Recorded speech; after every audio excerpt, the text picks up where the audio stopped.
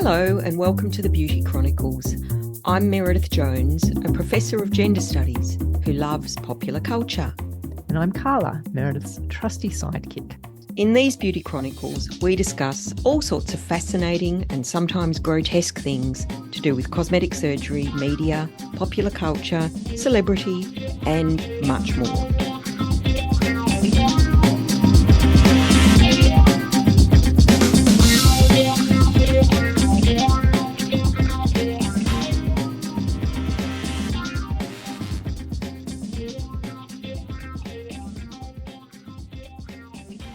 What are we talking about today, Meredith? Well, Carla, today we're going to talk about Coralie Fage's film, The Substance, which I've seen twice this week. You've seen it twice. Once at the cinema and once at home. Oh, God. Okay. That's pretty You? hardcore. Thank you. Well, I saw it once at home. And will not be watching it again. Right. I can tell you that much. Okay. Yeah, the reason I watched it twice was only for the purposes of this podcast. But I can tell you that on first watching in the cinema, I really didn't rate it. I thought it was ridiculous. I thought it went on for too long. So long. And I thought it was one big, fat, massive cliche. But when I watched it again, I somehow relaxed into its rhythm. And now, honestly, I think it's going to be a cult classic. And I think it's a masterpiece it's a masterpiece collection of cliches. Yeah, well, it certainly has cult classic written all over it. I mean, I did think you would have a lot more you would find a lot more in it because of your work on cosmetic surgery. And you kind of, you know how gory it is and the kind of, disgusting nature of it. But for me as a film, it is this kind of mix of genre. Like it was like John Waters meets David Cronenberg meets Paul Verhoeven meets David Lynch meets, Stanley Kubrick. Some kind of Korean horror genre Stanley Kubrick with all that, and some kind of Korean horror genre that I don't have any familiarity with. Meets late 21st century. Exactly. And I sort of felt like, this is a lot of style, but actually not very much substance, which was maybe the point. I think it was the point. And because it's a movie all about hybridity and monstrosity and things coming together that shouldn't go together, but all at a very superficial level, I think that referencing all of those movies was, obviously very deliberate, because I think it is what the body horror genre now does. Yeah, I don't know about that. I don't know enough about that genre. I also thought it was kind of like you could pitch I was reminded of Barbie when we were watching it. When I was watching it, and I thought, you could pitch this story as like a sequel to Barbie.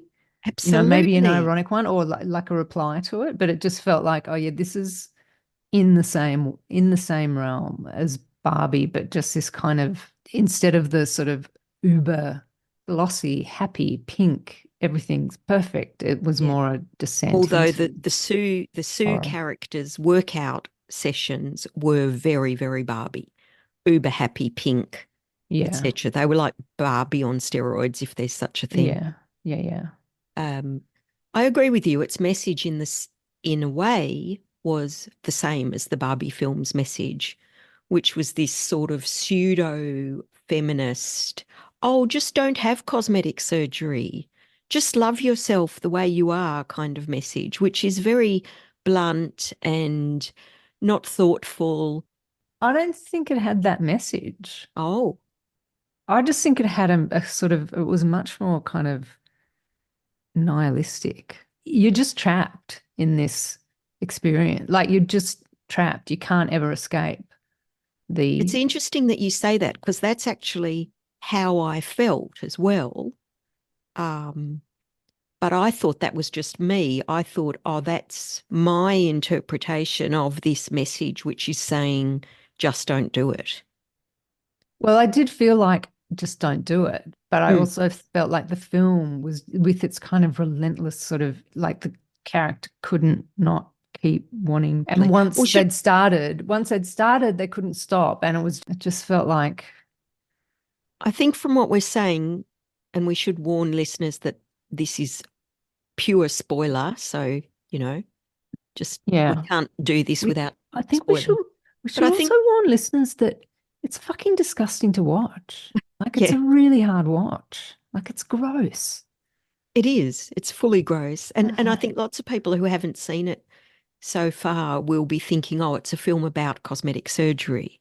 Well, only metaphorically on, that's one of the metaphors, but it's actually not a film about cosmetic surgery at all. So perhaps we should outline the plot a little bit. Yeah. yeah, yeah. So we've got two main characters. One's 50. We know she's 50. That's Elizabeth, played by Demi Moore. And one, I'm not sure we ever know her age in the film, but she's played by 29-year-old Margaret Qualley. I think that's how you say it, Qualley. Um, The and daughter of Andy McDowell or something. daughter of Andy McDowell, who I think is 54. And that's really interesting as well, because one of the themes in this movie is the theme of older, mothers, daughters, love between them. One's old, one's young, rivalry, etc. Do you think we need to Um, remind any listeners who may not know that Andy McDowell is the woman in Groundhog Day? no, let's do it. You've Do you just think done we it. need to remind them what Groundhog Day is? Anyway, Oh, it is relevant, isn't it? Because it's about eternity and life repeating and endless rebirth or endless death as well, this film. mm, Yeah, yeah. Good pickup, Carla. anyway, Yeah, yeah. minor So digression. we've got these two characters. Um, the older character is sacked from her Jane Fonda-esque type workout television show very early on, and she's also sacked on her 50th birthday. Then she has a car crash and she's not hurt, incredibly. And a very beautiful young doctor at the hospital gives her a USB, which basically takes her on a path to then uh, injecting this stuff called the substance, which makes her somehow literally give birth to Margaret Qualley, who's a fully grown young adult. Um, Oh, I just was reminded of that scene. It's so gross. I just It's not a loved it. birth. It's not a vaginal birth, folks. No, it's a spinal birth. Um, Oh. and oh, But there's a Carly, caveat. There's a caveat throw me. to the situation, Mm, in that she gives birth to this younger, perfect version of herself, mm, but they kind of have to take turns, 1 week on, 1 week off. So one of them has to be in a coma for a week while the other one's alive, and then they have to yeah, swap. yeah. So it's a renewed body or a renewed self, with a price, and that all goes fine and dandly until, of course, it doesn't. And really, what we get is the younger version hogging the time and taking time from the older versions, not letting the older version of this character have her week. And that, Yeah. of course, ends in disaster with a terrible kind of monstrous toll, and with the two becoming completely disgusted by each other, and yeah, a murderous ending, At loggerheads, shall we literally, say? literally. They don't actually hit each other with a log, but it gets, they would if there were a log around in that gorgeous penthouse apartment. Yeah. So I think what we can talk about today is any and all of monstrosity, cosmetic surgery, hybridity, abjection, mother-daughter dynamics, and of course, beauty. and how all of those things intertwine. There's a very old connection, an ancient connection between beauty and monstrosity. Mm. Beauty and the Beast. Beauty and the Beast, exactly. And of course, beauty cannot exist without ugliness. There's no definition of beauty without its opposite. Mm. So they are always intertwined. I just thought I'd give a definition of body horror, which is the genre that this movie is. So it's sometimes known as biological horror, and it's a subgenre of more established general horror movies. And these movies are usually about transformation, often about destruction, always probably, mutilation, and they're always about bodies, usually human, sometimes animal bodies, and sometimes a mix of the two. Sometimes this mutilation happens with an animal and a human body becoming merged, as in The Fly, which is probably the most famous example. The roots of body horror are in early Gothic novels.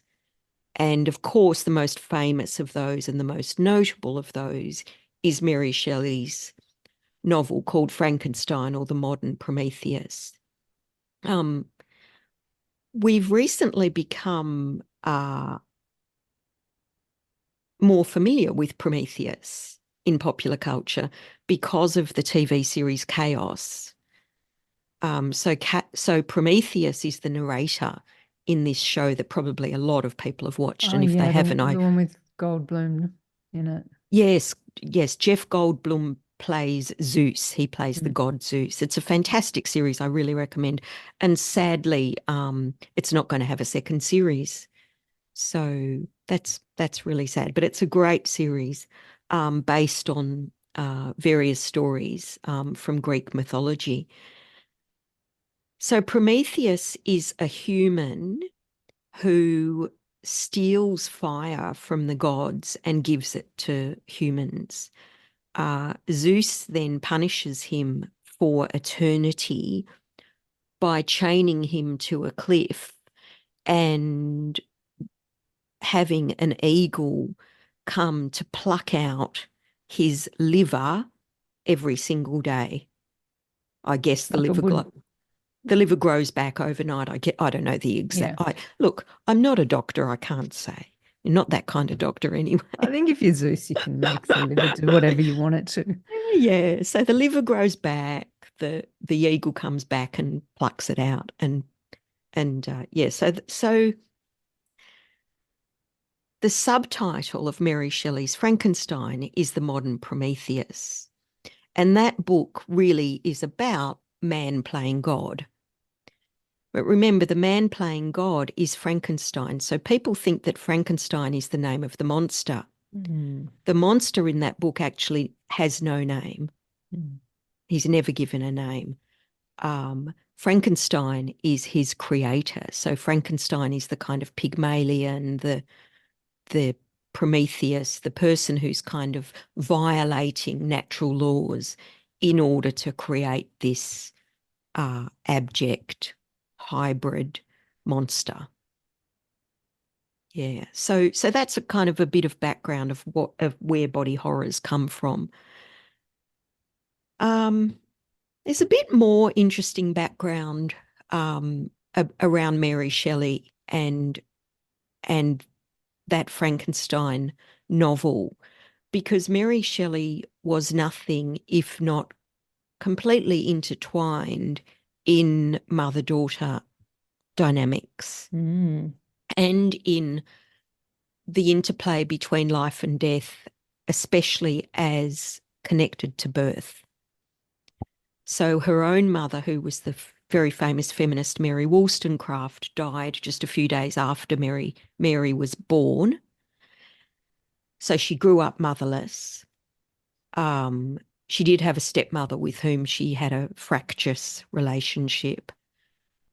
She then lost 3 babies herself very early. I think she was still a teenager, as women were in those days when they began to give birth. She lost three babies until finally keeping a fourth. And so this idea of birth being incredibly dangerous, possibly incredibly bloody and grotesque, and of babies somehow sucking the life and killing their mothers, I think is a hidden theme in some ways of the Frankenstein novel. And we see that really played out, especially in feminist or pseudo-feminist body horror films nowadays. What is a pseudo-feminist body horror film? Well, this one that we're talking about, But others? Black Swan. Oh yeah, God, that was Yeah. annoying. These films are Yeah. fucking annoying. Fuck, I thought of Darren Aron. I did think of Darren Aronofsky while watching this film Oh, it's got because these films, references to Black these Swan films in are it. fucking pornographic. It's just too much.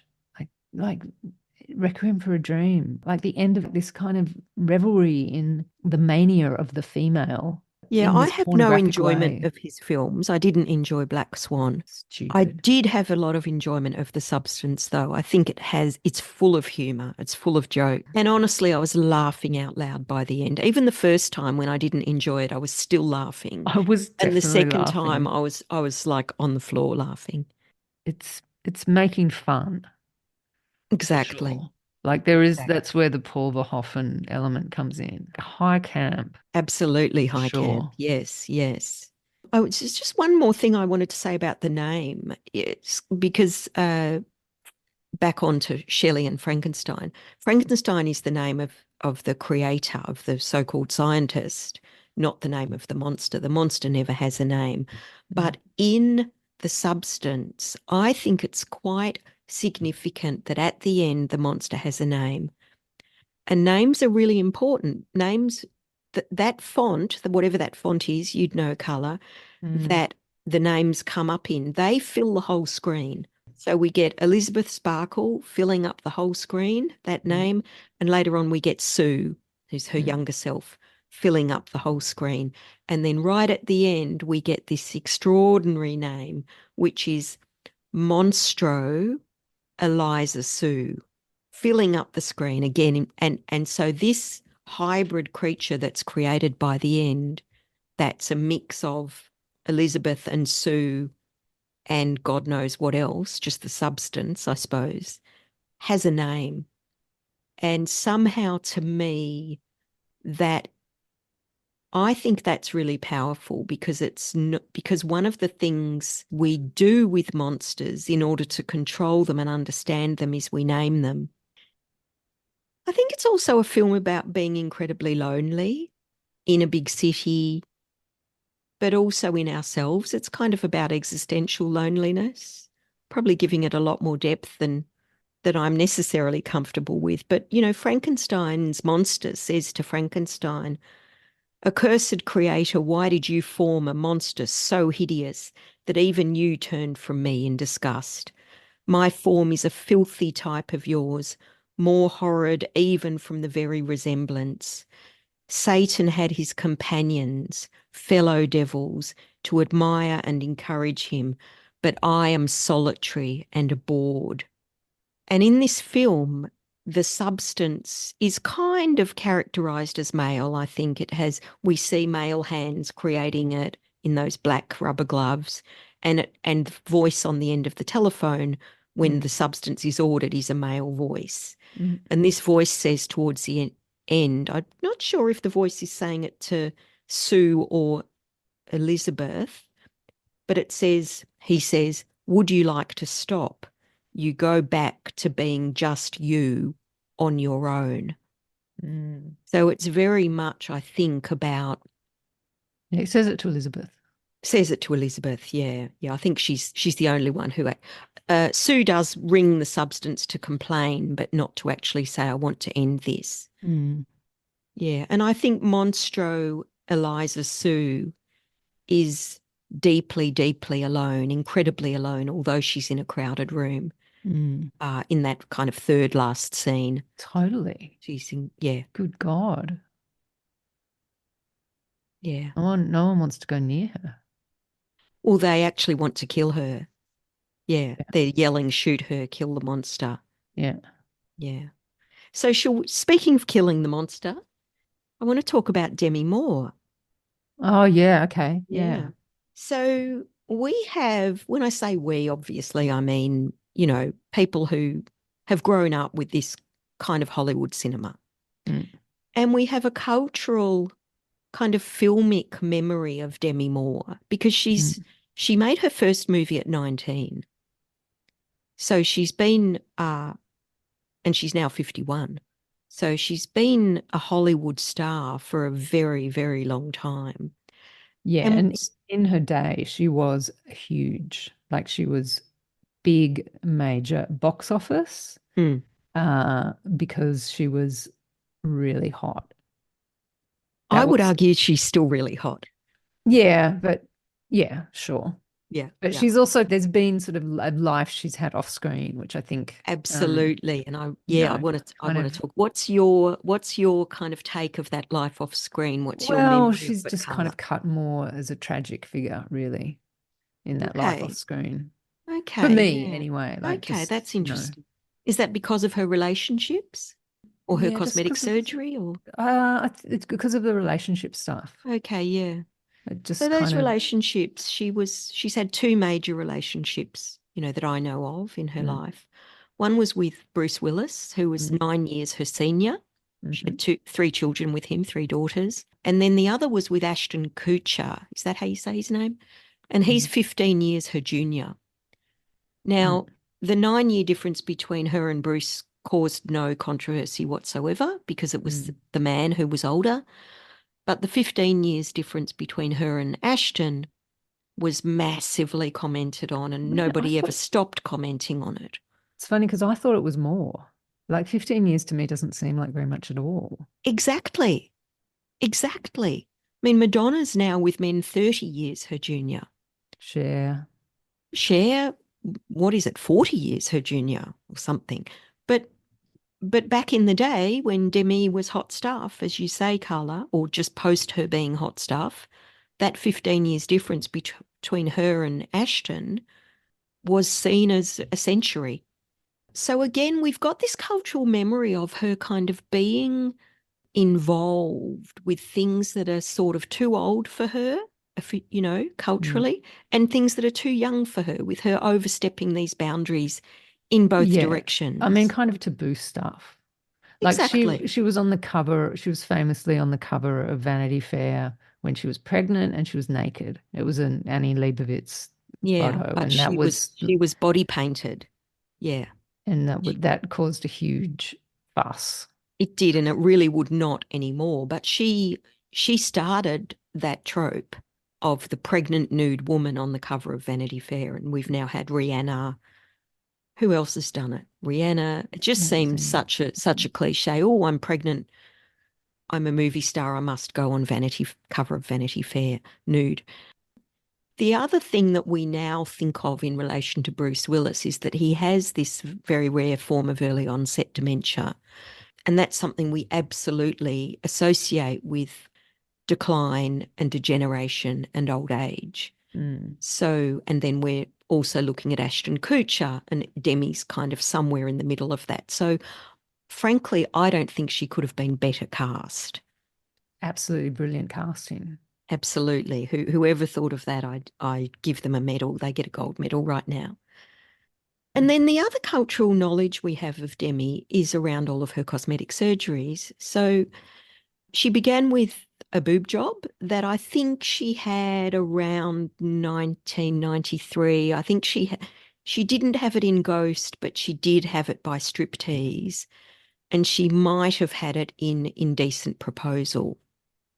And that boob job really, what did you just say she was? She was a superstar. She was mainstream. She was the golden Yeah, girl. she was like the highest grossing female actress in Hollywood in Yeah. her And I time. think the boob job, the first boob job, really, really helped with that, because it moved her from a kind of girl next door sweetheart in Ghost to girl next door super sexy in Striptease Girl and next door Indecent. slut.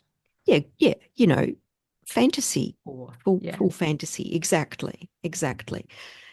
And back then, of course, boob jobs were unusual and notable, and all writing about cosmetic surgery really was about boob jobs. They were the main thing. The main things were boob jobs and just a really crude kind of one surgery facelift. So she was famous for that as well.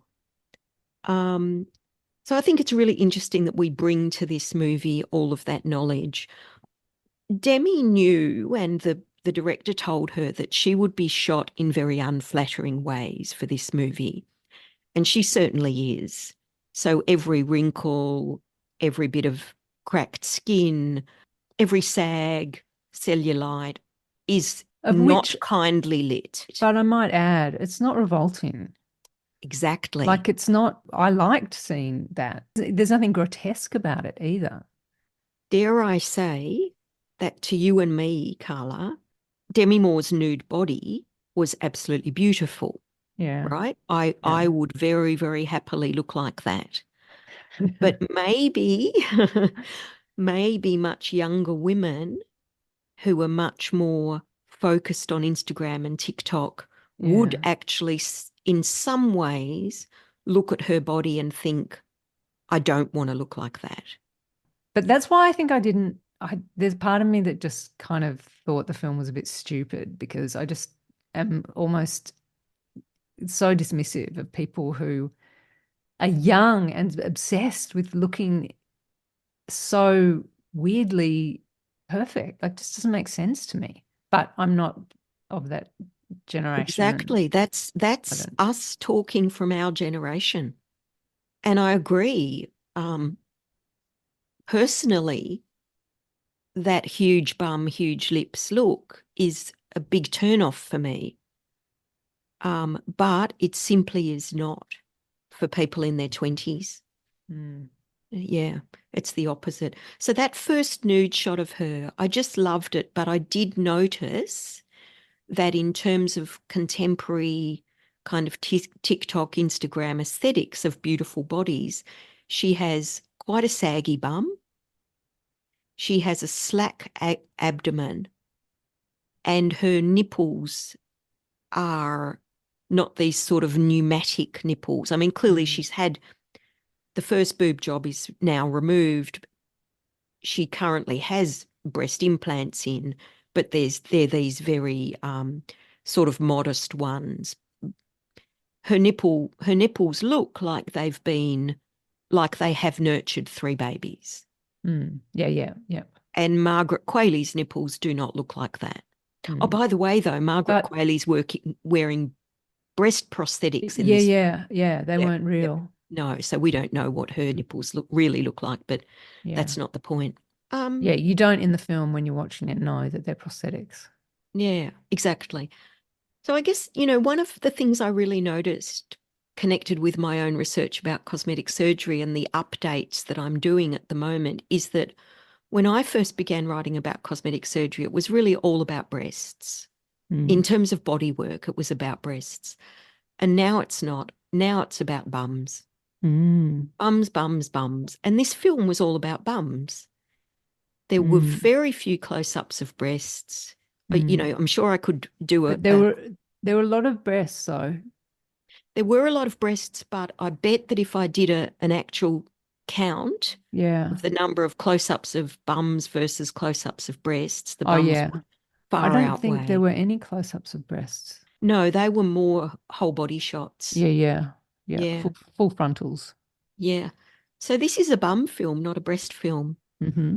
Um, I was in Regent Street the other day and saw this billboard for swimwear, and there were no breasts.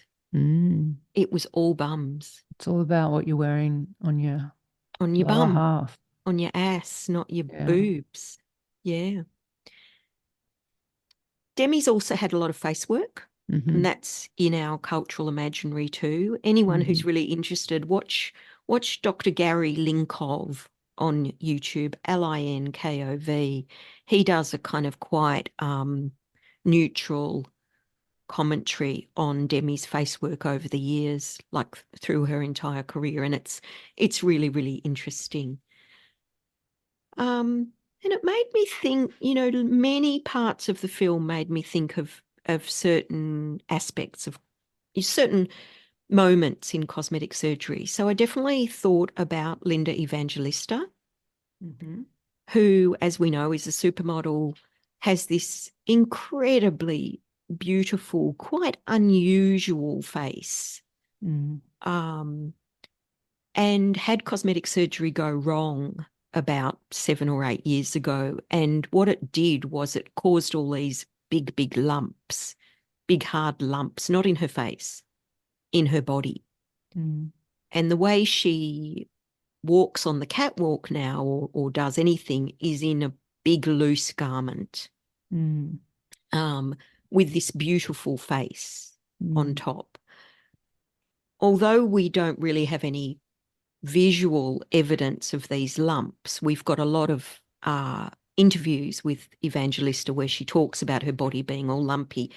And of course, that lump in Sue's bum, that scene where Sue is doing her postmodern workout, which is called Pump It Up, very different to the one that Elizabeth used to do in Jane Fonda style.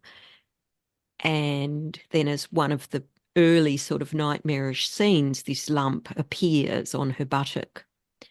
And later on, she kind of massages it up around her body and up through her belly button in order to get rid of it. So it's like this kind of reverse birth. But it's also like that is what happens with fillers. They move around on the body. The Gary Linkov thing about Demi Moore talks a little bit about the ways that fillers move in our bodies. That scene also, because of course the thing that comes out of her belly button, do you remember what it was, Colour? It was dark, kind of putrid. It's a chicken drumstick, babe. Oh,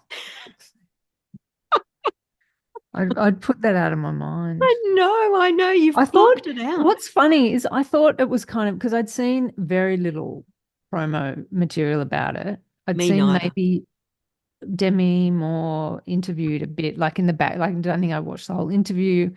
I thought it was gonna be some kind of social drama with commentary about the perils of plastic surgery mixed with emotional journey of a woman, blah, blah, blah. Like I just I was not expecting it to be You didn't expect her to birth a drumstick out of her belly button? I didn't expect any of it. I didn't expect the flashing lights. Yeah. The stark in your face into titles. It was deeply disturbing on many levels. Yeah, the liminal spaces. Yeah, it was very different to what I was expecting, which I think maybe made me just feel like, oh, do I have to watch this? Thank you for watching it. But I think it's funny because I think probably if I watched it again, I would find it far less annoying. Although it's still a bit long. Like, does it have to be 2.5 hours? I wasn't aware that it was 2.5 hours. 2 hours and 20 minutes. Right. Because I started at like an hour and a half in. I started looking at the timeline on the TV. Just like, how much more of this do we have? And it was like, oh, fuck, we've got an hour. On first watching, I kept thinking about 5 scenes from the end. I kept thinking that's got to be the final scene. And then there was another one and another one and another one. But the second time I watched, I just really enjoyed that build up of grotesquerie and the way it just got worse and worse and worse. And that's why I was on the floor laughing by the end. Did you see the movie that it was on a boat and there's a scene that's really long where they just vomit the whole time? No. So we didn't see it because one of us is if they see vomit, they start vomiting. Right, right. But is there something in movies now where filmmakers, kind of arty filmmakers are kind of going for this uber shock?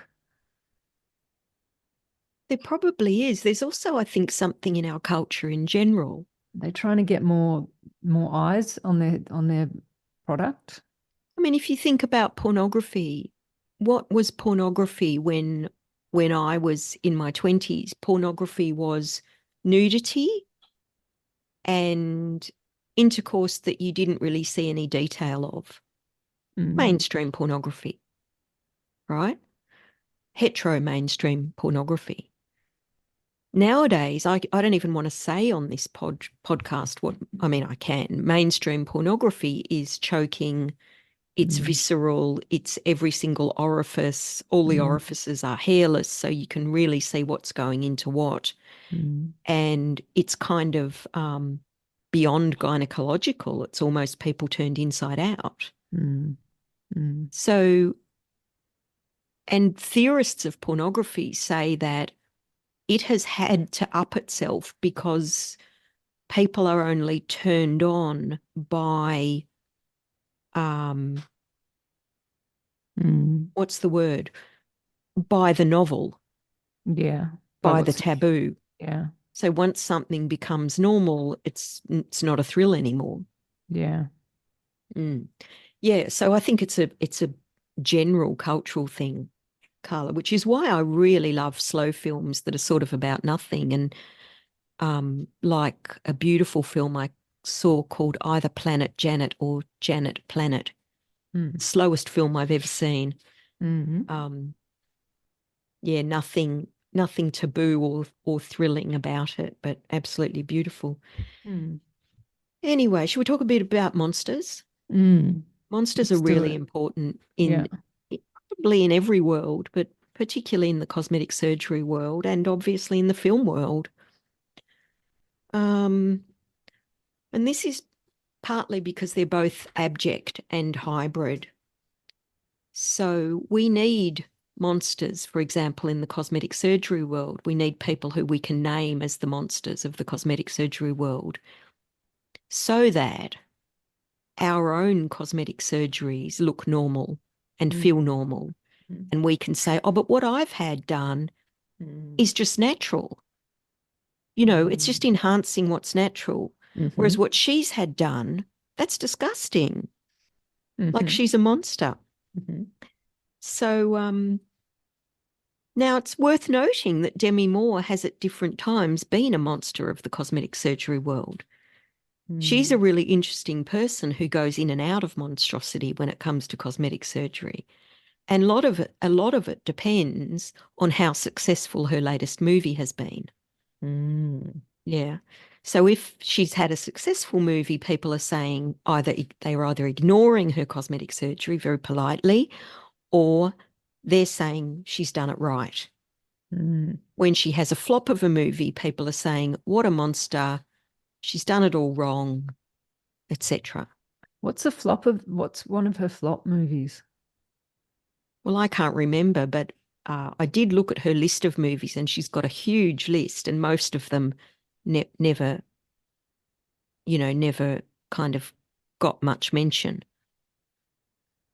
Since Charlie's Angels, I don't remember her between Charlie's Angels and now.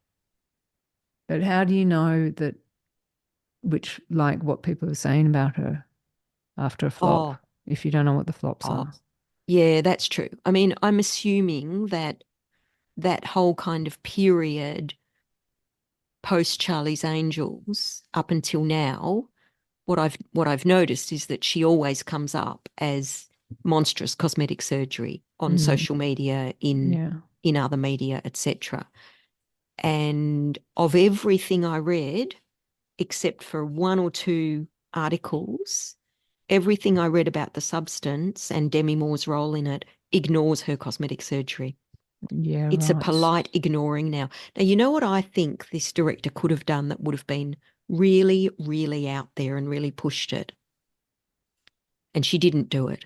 What? But in addition to showing Demi's wrinkles and Demi's sags and Demi's whatever she has, I would have loved to have seen Demi's cosmetic surgery scars. I did think of that actually as I was watching, because I was looking for them.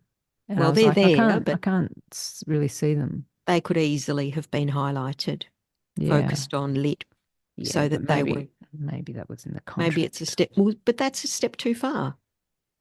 Yeah, but maybe it was right? also in the contract. Yeah, A maybe. step too Yeah. far for Demi. Well, yeah, exactly. And I mean, that's, yeah, that's somewhere I think this movie really could have pushed the boat out, but it yeah. didn't failed there, or I, f didn't live up to what it could have been there. I feel like she might win an Academy Award for this role. Women who make themselves ugly do win Academy Yeah, Awards. You're yeah. quite right, Carla. Charlize Theron in God, was it called Monster? Monster. There you It's go. called Monster. Nicole Kidman with the big Oh, for nose, fuck's sake. Yeah. classic dancing big nose. Yeah. That I Kim mean, and the only thing that might prevent that her from winning one is that Kate Winslet's made a film about Lee Miller, who took those yeah, amazing, amazing photographs of the Holocaust. yeah. That I don't think that film's getting good reviews. I've seen it. It's not bad, but for me, it misses a really huge point. But that's another podcast. All right, let's go there then I next. mean, we don't even have to. I mean, I don't know that we need to discuss that movie in the podcast. But yeah, no, I Sure. thought that maybe Demi will get an Academy Award for this. I hadn't thought of that, but yeah, maybe she will.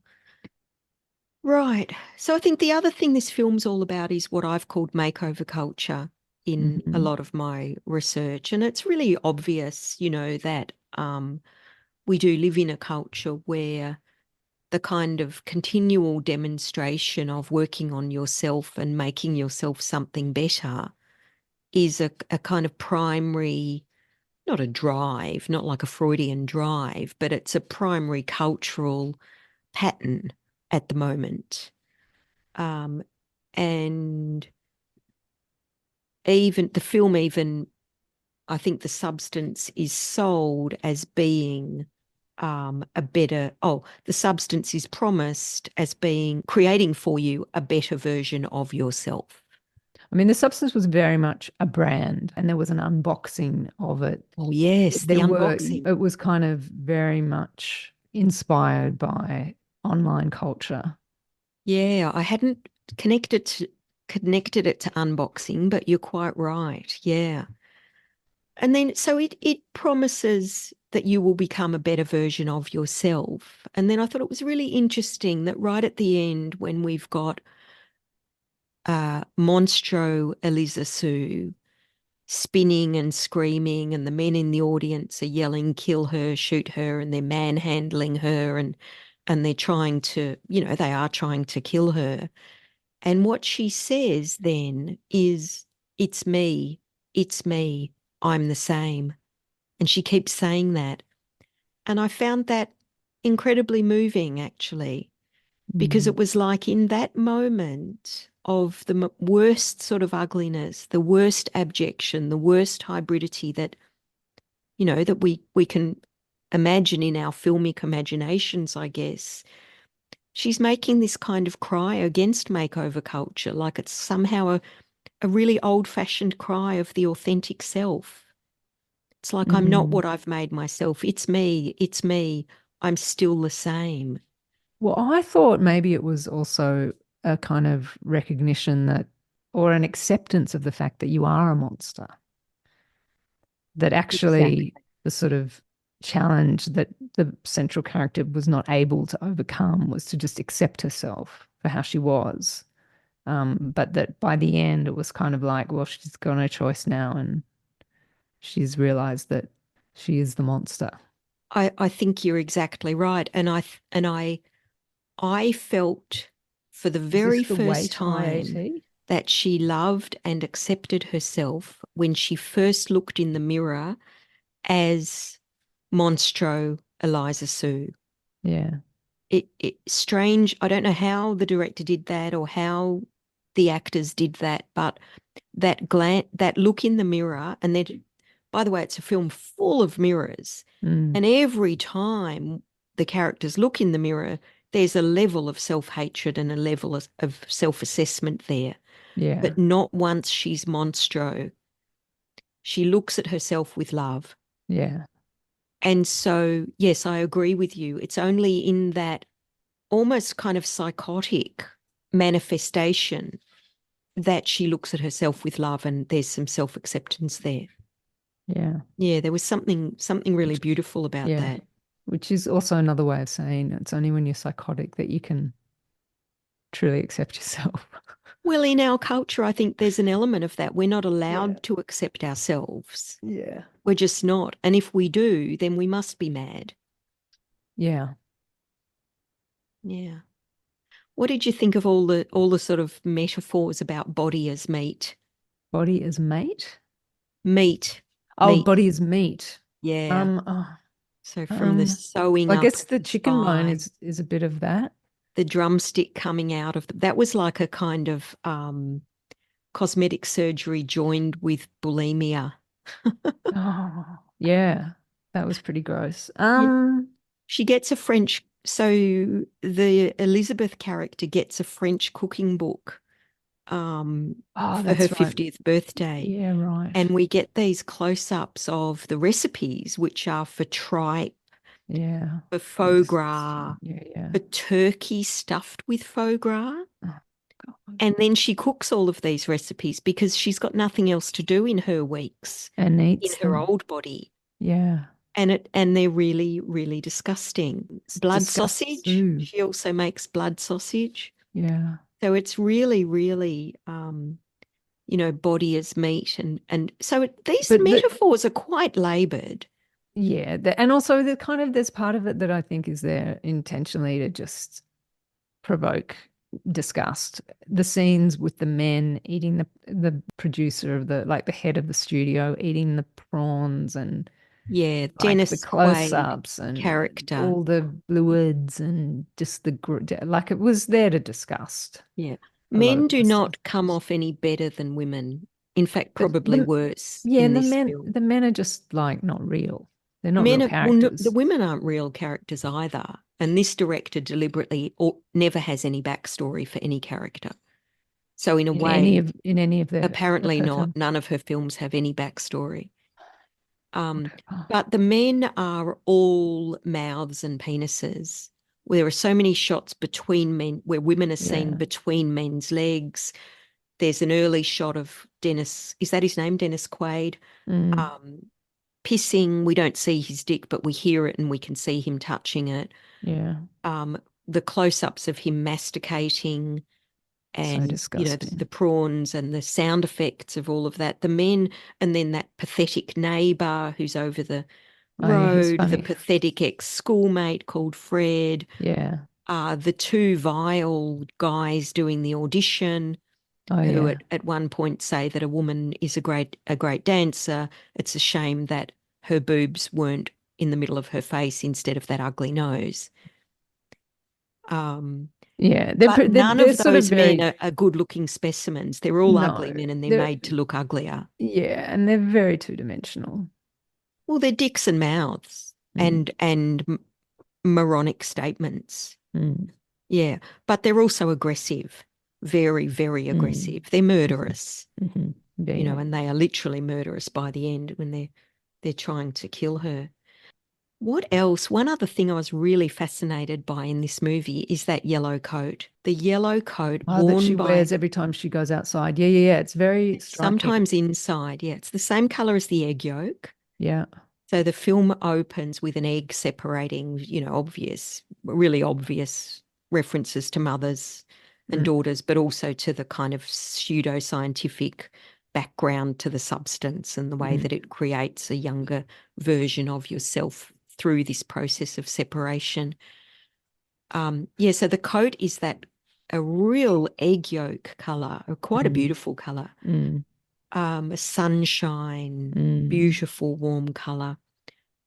I thought it also maybe the yellow, because I think there are a few other yellows in it, but they're disgusting. One is a poster early on about pest extermination.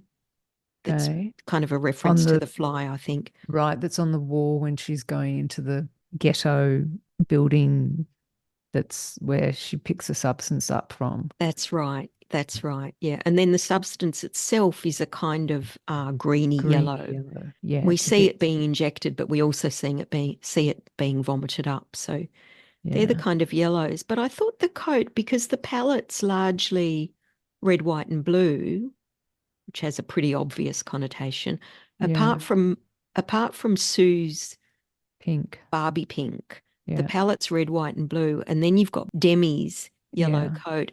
And I thought that was Superman-ish. They're the Yeah. Superman colours. Yeah. Primary So, colors. and both Demi and Sue, so I can't seem to call Demi Elizabeth, and I can't seem to call Sue Margaret, but both Demi and Sue are super strong by the end. Sue is literally throwing Elizabeth about. She Oh throws yeah. her across Yeah. the Yeah. room. She Yeah. throws her lover across, not as far, but also across the room. Sue does incredible DIY with a sledgehammer and power tools, and she creates Yeah. this whole Yeah. new room Yeah. Yeah. That's without right. breaking a sweat. Yeah. These Yeah. are powerful, strong women. There's something there. They're not weak. And I guess Yeah. that has to lead us to the incredible violence at the end that the younger version of this character submits her older self to. Mm. I felt like that murder scene went on for 5 minutes. It probably didn't, but it felt like that. Mm. For all that there's scene after scene that get worse and worse at the end of this movie, that scene in itself gets worse and worse. Couldn't really be more visceral. Mm.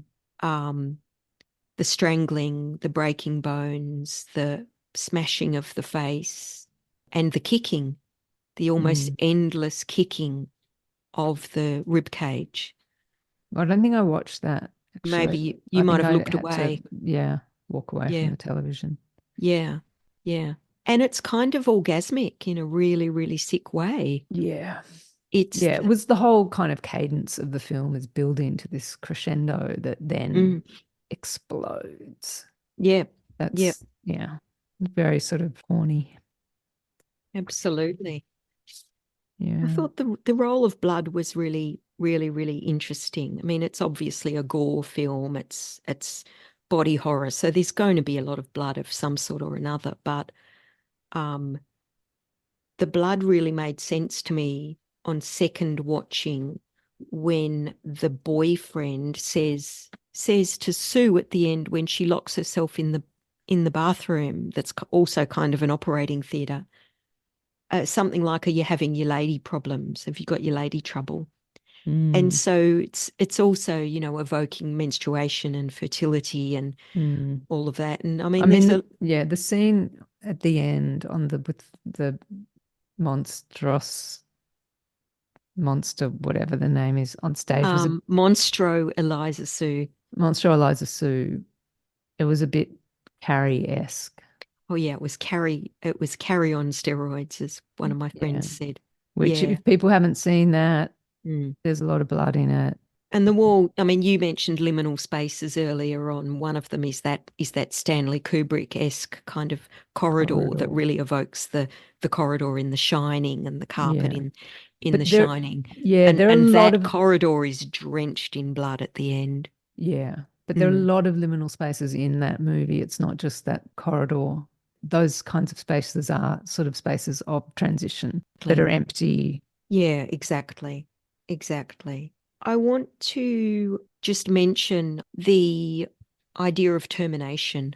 I don't think it's any coincidence that when the Demi character finally tells the voice, who is the substance, "I want to end this," despite being alone, despite being stuck with this beyond decrepit body by now, Mm. that the syringe that she then collects in order to end it is labeled termination.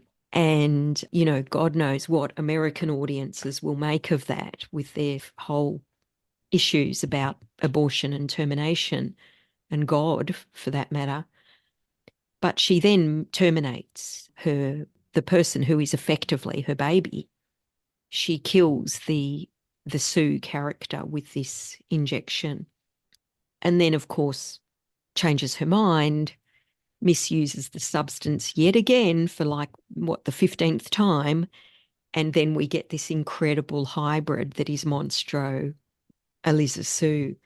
So I think that that termination is pretty interesting, actually. And I'd love nothing more than to interview the director about that, because I'm 100% sure that it was deliberate. So yeah, I think the termination is really, really, really, really amazing. Another thing, like, I don't know whether this struck you at all, but when Elizabeth goes to collect the termination box, Mm-hmm. she dresses as an old lady. She is an old lady, and she dresses as an old lady for the first time. She has a shawl covering her head. She has a kind of, I think, tweedy or checked skirt that's longish. Mm-hmm. She has these thick grey socks or tights. Mm-hmm. Mm-hmm. And she has these, I don't think they're brogues, I think they're Oxfords, these flat shoes. And it's the Mm-hmm. first time the character's ever worn flat shoes, probably apart from the trainers that she But wears to she still work has a out. yellow jacket, doesn't she? I cannot remember. I feel like she's still got some version of that jacket, Maybe she does still put the jacket on. I can't remember. but has her But face kind of covered and obscured because yeah, it's she does. Huge so old. sunnies and the Yeah. shawls sort of around her face. I actually thought those shoes and those socks or tights were really stylish and really lovely. The shoes were brand new. Anyway, it's just a little fashion moment that I'd like to, think a bit more about, because in that moment of decrepit, aged abjection, she's given quite beautiful, high quality clothing to wear. Yeah. And again, there's something about self-love there. Mm. Yeah. I mean, I don't think it would make sense to give her crappy, decrepit clothes Because she is rich. because The she's character's rich. rich. Yeah. Yeah, that's true. She's not homeless. Mm, She mm. can still afford foie gras. Yes, exactly. And to stuff a turkey with it. And then, jackhammer and chainsaw, whatever she builds her whatever with. Yeah, yeah, exactly. So, for me, I guess this movie, it's got some pretty tired themes and cliches about men creating women, men controlling women, women who don't have agency until they're monstrous. And then it's a kind of monstrous, violent agency. You've just Vanity turned into monstrosity. Yeah, you've just got to watch it as a sort of a cartoon, but a very beautifully crafted piece of, Cartoon bloodbath. yeah, cartoon bloodbath. Thank you. Yeah. Mm, Don't watch it if you get grossed out by blood, flesh, fucking prawns being yeah. chewed on and masticated by ugly, disgusting men with saliva everywhere. It's just not worth it. Yeah, I am obviously grossed out by those things, especially the prawn and the masticating man, but I I mean, enjoyed the it. body at the end's pretty horrible. Apparently, took a year to build. I It can was not imagine. CGI. It was Oh, real, amazing. and it took a year to And so build. just going back to that body, it's reminiscent of, again, bodies in It's like various body horror films. it's like the Elephant Man The Elephant Man, exactly. on It really not looks just like the Elephant Man. not just steroids, but like steroids mixed with psilocybin mixed with methamphetamine. Like it's just Yeah, yeah. crazy. No, I think you're right about that. Absolutely. Maybe the final thing I want to say is that, I mean, as you know, and as I think I've said on this podcast before, Alien Resurrection is one of my favorite movies. Yeah. And Okay. perhaps part of the reason I feel more kindly towards this movie than some people do is that it really reminded me a lot of Alien Resurrection. First of all, there's the hybridity. There's those bodies that are mixtures of various different bodies joined together. They're in the huge kind of cylindrical formaldehyde tubes in Alien Resurrection. And lots of them have teeth in the wrong places, Mm. etc. And that really featured in this final Monstro Elisasue creature. That scene in Alien Resurrection ends with one of the hybrid monsters who's not in a test tube, she's lying on I think she's strapped down to a sort of hospital bed or an operating table. And she says to herself, she says to Ripley, who's played by Sigourney Weaver, kill me, kill me. And that's just one of the most moving pieces of cinema I've ever seen, where Sigourney then kills herself with fire, with a what's it called? A gunfire, a flamethrower. Flamethrower. Yep, yep. But then it gets worse in Alien Resurrection, because it turns out that the final alien that Sigourney is stuck in the capsule with, we realise that that is her granddaughter. And anyone who hasn't seen Alien Resurrection, oh my God, you've missed out on a masterpiece of cinema. And of course, Sigourney then has to kill her own granddaughter. But before she does that, there's this orgasmic, sensual, loving scene between them where they recognise each other and they look into each other's eyes and they smell each other. This is witnessed by Winona Ryder playing the most beautiful robot ever. And I was reminded of that sensual, loving scene just before Sue kills Elizabeth, before Sue goes on that rampage. Elizabeth is looking at Sue with love. Yeah. So for me, it was a hilarious film with some beautiful, moving moments. The Monstro Elisasue. It's worth seeing. Absolutely. There'll be clips on YouTube of that at some point. Eventually. Then I don't think they're there yet. No, but at some point there will be. Okay. Well, nice to be back. Absolutely. Nice to get the band back together. Yes. Until next time. Yes, exactly.